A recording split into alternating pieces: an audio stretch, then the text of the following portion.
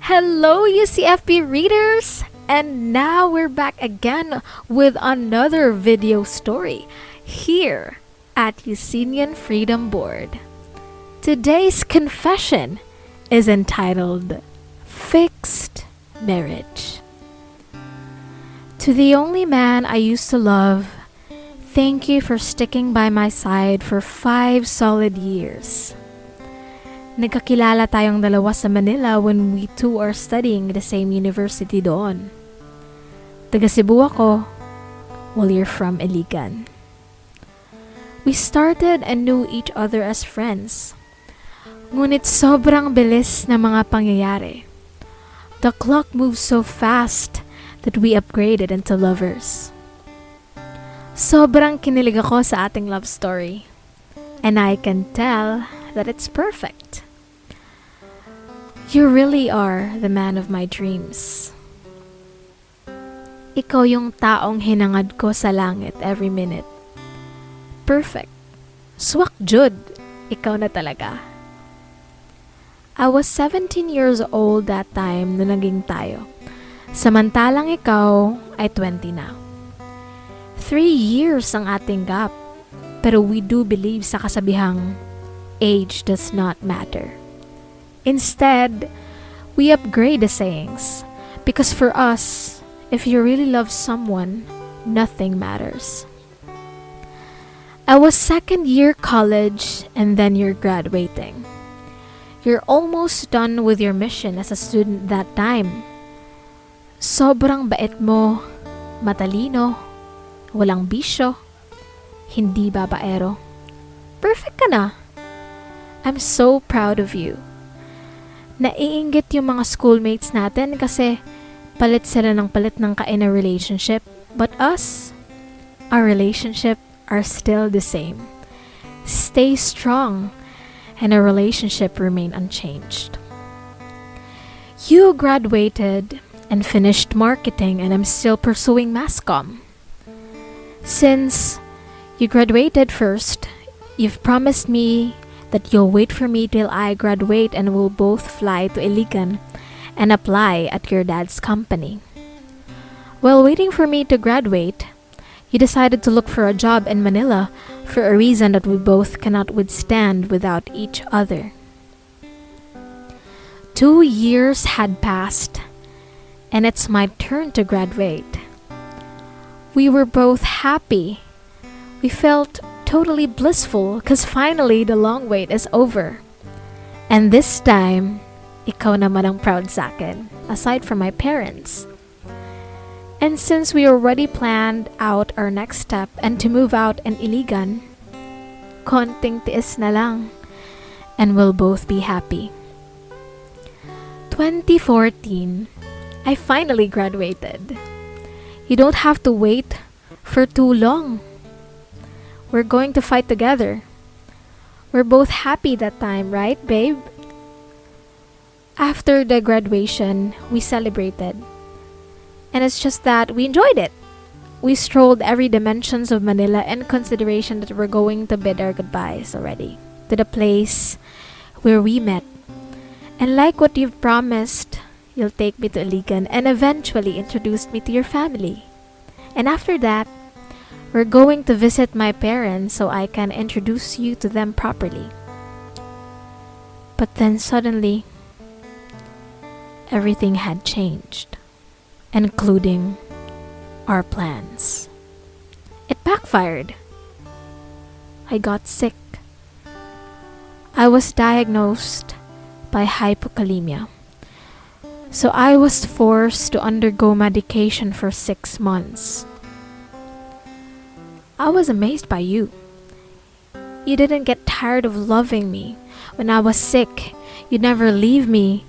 You always stays by my side. Even if you're stressed with work, you never fail to spare time for me. Even if you're very tired, you still drive all the way to the hospital for my regular blood transfusion and other related medical care that I really need to undergo with. Until your father called you and demanded you to fly back in Iligan. He said It's all about business. Kahit wala sa plano kung payagan kang umuwi, pero wala akong magagawa kasi yung mga magulang mo na ang nakikiusap. So I tried to understand the haste and allowed you to leave for Iligan. While waiting for my 6-month therapy to normalize my blood condition and health, I stayed in Manila. Our plan is, when I finish my medication, I'll come over for you at tatapusin ang ating mga naunang plano patungo sa happy ever after. Nothing changes. We always talk over the phone and ended up crying because we both missed each other. Pero stay strong and fighting pa rin tayo para sa ating relationship. Like me, who kept on fighting hypokalemia for you and for our future ahead. Until everything had changed. 2 months before my final medication, hindi na kita ng contact. Nobody answered your phone number and no more updates of your social media accounts. Pero kinaya ko pa rin. I tried to understand that you're just busy with business stuffs. I know the burden of handling a business since we have ours too. I remained calm kasi aware ako na mahal mo ako. Though you didn't block me, so I presumed that you're just busy. 2 months had passed. Tapos na ako sa role ng pagiging masakitin. After 6 months of medication, still no news from you. Pero I never stopped trying kung paano kita makausap. Until I saw a post on Facebook and you were tagged. A photo of you tying a knot to a girl whom I never recognized. My whole world turned upside down. I really can't believe kung paano at kung bakit. So to find out more kasi hindi ako makapaniwala, I stalked the account of the uploader where you're with. A picture of you marrying another girl which is not me. Until I found out that she's the girl who was fixed for you. Just like us, may kaya sila sa buhay. And also someone told me that she's the daughter of your family's close friend.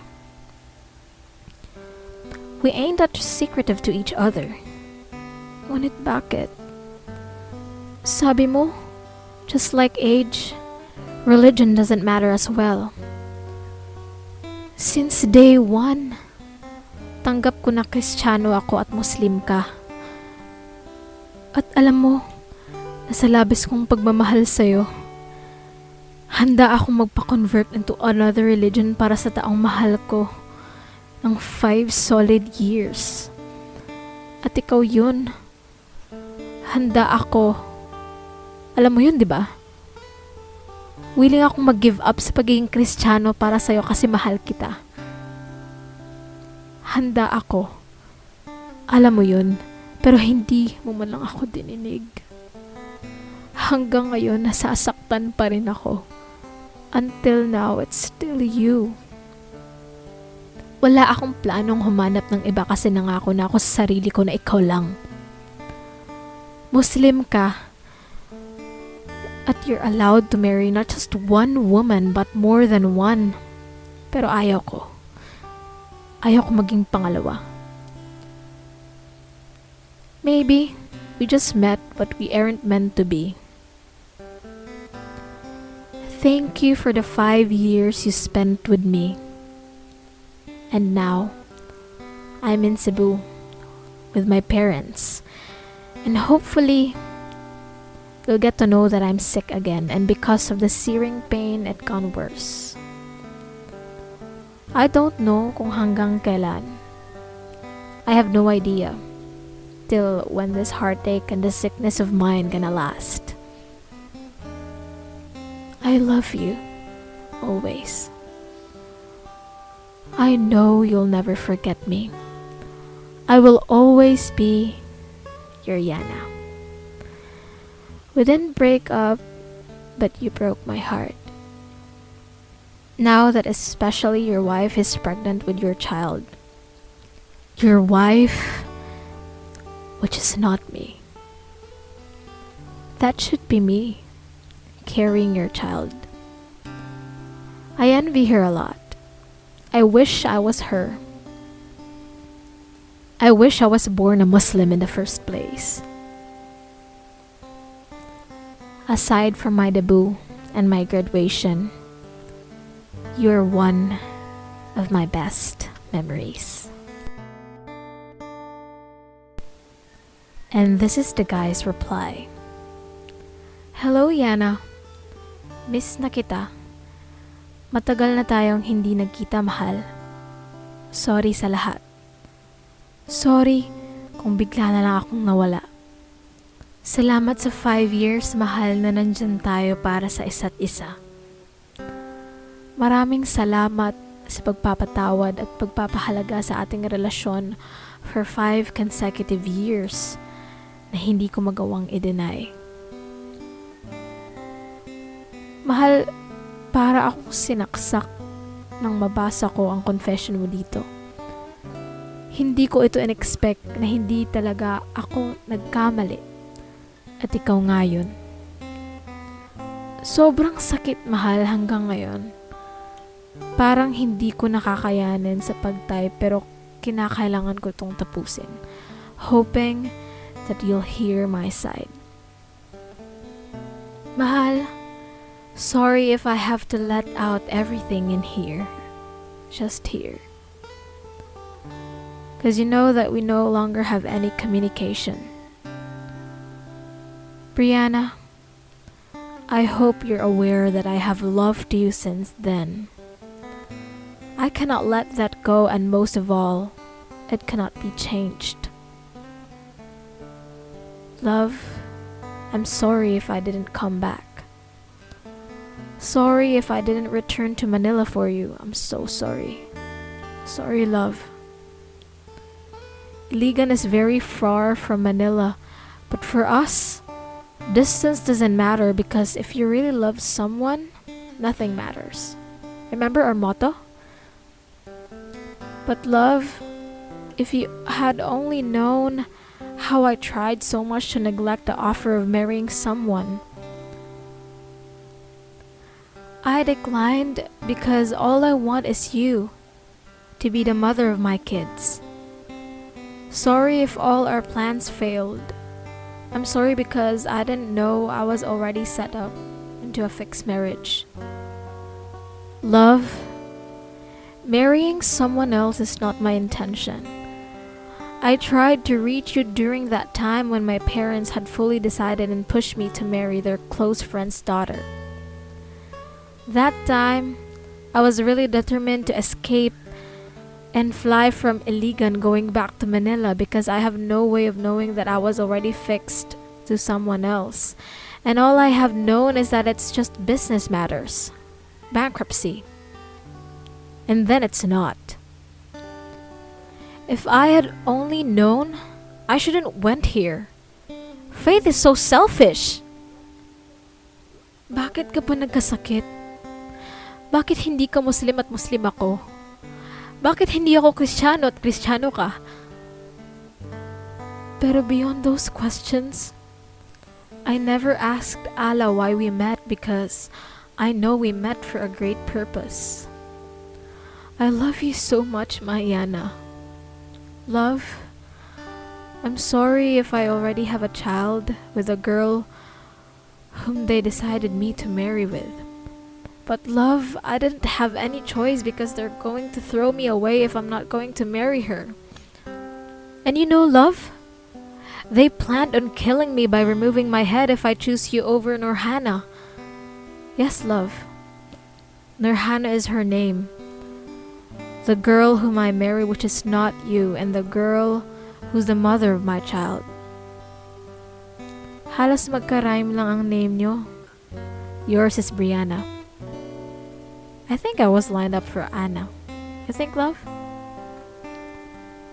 But love, don't worry, Kasi hindi parehas yung quantity ng pagmamahal ko sa yung dalawa. Mahal kita in a way na mahal kita. Loved ka since the day we met in Manila when we were still studying there. Sobrang sikip ng puso ko. But love, don't get worried, okay? Because you're always in my mind and my heart. I even introduced you to my wife. She burst out crying when she found out about you. She's kind. Wala kayong pinagkaiba. I love her because she really reminds me of you. She's really a reflection of you. Sometimes, I do wonder kung kambal ba kayo kasi wala talaga kayong pinagkaiba. Halos magkahawig kayo. Siguro kung nakakumbong ka, wala talagang pinagkaiba, except religion. I named my daughter after you.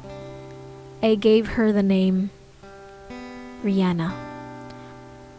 For I don't want to forget the smartest, the bravest, and the simplest girl who once made my whole world whole. And that girl was you. While a daughter is growing up, we never fail telling her how beautiful you are inside and out. For the last time, I love you so much, Brianna. I hope you're at peace now. It's been a couple of months since you were cremated. Miss na kita. Every part of our story, I won't tend to forget. That time when we went for your checkup, that time when I have to carry you because your body is weakened, that time when I drive you home, you always sang a song while we're inside a car. Lahat ng yun, love, hindi ko malilimutan. 5 years din yun. Late ko na nabasa yung confession mo, Yana. I'm so sorry. I hope your parents told you that we went to Cebu to find you. Nurhana is already pregnant that time. We flew just to got there because she really wanted to see you, but instead of seeing you, your ashes went dust and surprised, which your parents showed to us.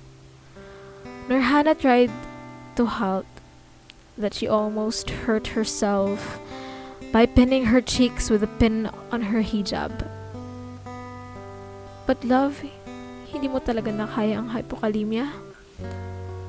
I thought you're pretty fine. I also asked my sister, who's pursuing to be a doctor, if what are the causes of that illness, and she said, aside from lack of potassium, depression is also one of the major causes. I felt so guilty. You were fine back then. I didn't know it'll just last a couple of months after I got married. Sana pinagpatuloy mo na kahit wala na ako, hindi mo hininto ang medications. You should have take your meds because I'm planning to come back for you. Nurhana and I talked. I begged her that I want to win you back since we didn't even have breakup. She allowed me to marry you. Magpa-convert ka lang. I even talked Abby and Omi about that, including Nurhana's parents, and they agreed on me about marrying you as my second wife. Pero too late. You already left. And all I can say is that love knows no end. Thank you so much, Brianna, for loving me until the day you died. I promise to do the same thing. I'm starting to fall for Nurhana because she really reminds me of you. Pero ganun pa man, I would never forget you. Ako, si Nurhana, si Rihanna, ang aking anak, our college friends, and your parents, all of us loves you so much. Inshallah. Each day, I never stopped thanking Allah for letting me be with you for 5 consecutive years. With your loving memories, I will praise Allah and thy prophets for letting me feel what true love can be. Religion will do matter, but it is not enough to stop our hearts from beating the same way.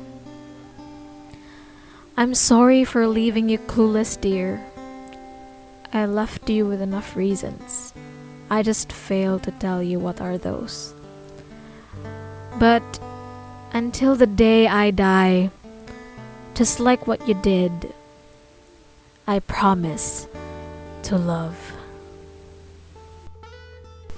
And that is the confession entitled Fixed Marriage. Don't forget to hit the like button and follow us on Facebook and subscribe to our YouTube channel at Yesenian Freedom Board. Thank you and God bless you.